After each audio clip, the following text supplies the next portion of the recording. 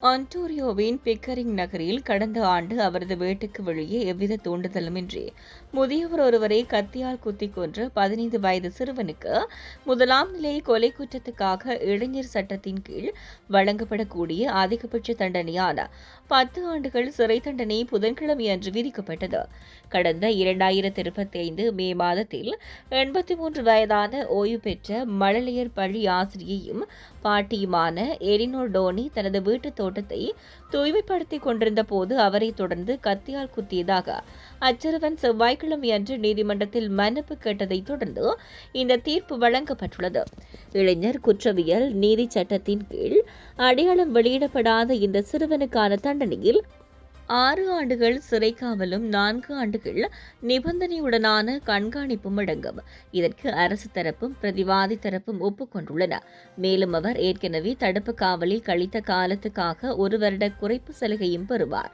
இந்த கொலை சம்பவமானது டொரண்டோவுக்கு கிழக்கே உள்ள அமைதியான புறநகர் பகுதியை உலுக்கியதுடன் டோனியுடன் 63 ஆண்டுகள் வாழ்ந்து அவரது கணவரை பெரிதும் பாதித்து அவரை தங்களது வீட்டை விட்டு வெளியேறி முதியோர் பராமரிப்பு இல்லத்துக்கு செல்ல வேண்டிய நிலைக்கு தள்ளியதாக நீதிபதி தெரிவித்தார்.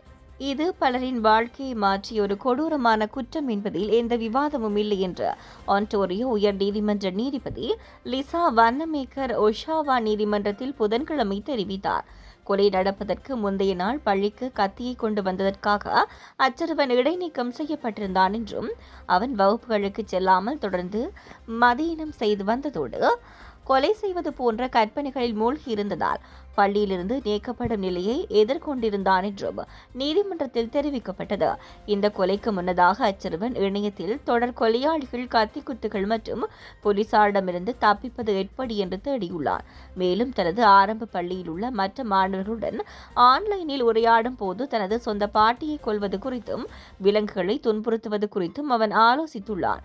இந்த பரிந்துரையானது குற்றத்தின் தீவிரத்தை குறைத்து மதிப்பிடுவதற்காக அல்ல என்று சிறுவனின் வழக்கறிஞர் ஏரின்டான் செவ்வாய்க்கிழமை தெரிவித்தார். தனது கட்சிக்காரர் எந்தவொரு காரணமுமின்றி ஒரு முதியவரை கொடூரமாக கொன்றுள்ளார் என்பதை அவர் ஒப்புக்கொண்டுள்ளார். செவ்வாய்க்கிழமை நீதிமன்றத்தில் பேசுவதற்கு சிறுவனுக்கு வாய்ப்பளிக்கப்பட்ட போது டோனியின் குடும்பத்தினருக்கும் பிக்கரிங் சமூகத்துக்கும் தான் ஏற்படுத்திய தேங்கிற்காக மன்னிப்பு கேட்டுக்கொண்டதுடன் தனது செயல்களிலிருந்து பாடம் கற்றுக்கொள்ள விரும்புவதாகவும் கூறினார். புதன்கிழமை நடந்த விசாரணையின் போது சிறுவனை நேரடியாக பார்த்து பேசிய நீதிபதி அவரது மன்னிப்பு உண்மையானதாக இருக்கும் என்று நம்புவதாகவும் நீதிமன்றம் முழுவதும் நிறைந்துள்ள டோனியின் அன்புக்குரியவர்களை பார்க்கும் போது அவன் ஏற்படுத்திய துயரம் அவனுக்கு புரியும் என்றும் கூறினார். நீ தொடர்ந்து சிகிச்சை முறைகளிலும் உனது மறுவாழ்வு திட்டத்திலும் உறுதியாக இருப்பாய் என்று நம்புகின்றேன். ஏனென்றால் அது உன்னை சமூகத்தில் ஒரு நல்ல மனிதராக மாற்ற வழிவகுக்கும் என்று நீதிபதி கூறினார். இந்த செய்தி உள்ளிட்ட மேலதிக விரிவான செய்திகளுக்கு www.behindmenews.org என்ற எமது இணைய பக்கத்தினை பார்வையிடவும்.